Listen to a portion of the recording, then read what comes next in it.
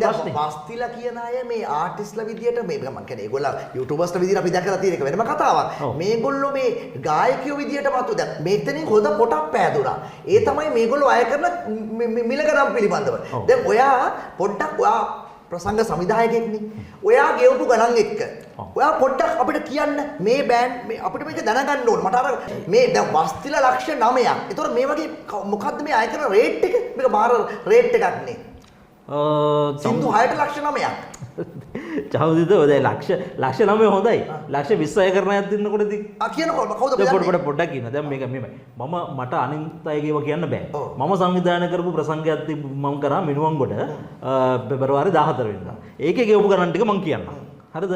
අපි ඒකේ හනා ෂපාට ගෙවුවා 3,50,000ක්. හරි? ඊට අපිට ශෙහාන් මිහිරංගට ගෙවුවා ලක්ෂ 15ක්.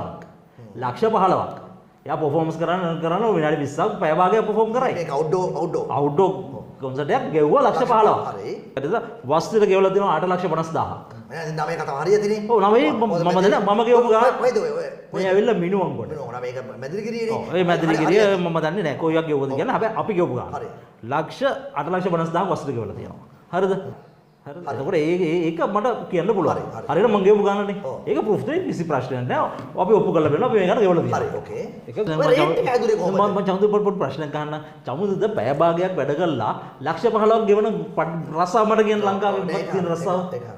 ලක්ෂ 15ක් ඕනේ නැහැ. ලක්ෂ 2ක් ගෙව පැය භාගයක් වැඩ කරලා ලක්ෂ 2ක් ගන්න පුළුවන් රස්සාව මොකද්ද කියන්නේ මට ලෝකේ මේ රටවල යන මිනිස්සු ඕස්ට්‍රේලියා US වලට රස්සාවට මට කියන්න ලංකාවේ මුදලි දැන් මේ අය කිරීම ඒක දැන් ඔයාගේ ෂෝ එකෙන් පස්සේ යාට තව ෂෝ එකකට යන්න පුළුවන් නේ තව ෂෝ එකකට යන්න පුළුවන් පැය භාගයනේ මෙතන වැඩ කරන්නේ උඩරිම ඔයා පැය දෙකක් තියන්න මෙයාට යන්න ඉන්න ට්‍රාන්ස්පෝර්ට් එකටත් එක්ක මෙයාට තව එකකටත් දුන්නත් යන්න පුළුවන් එහෙමයි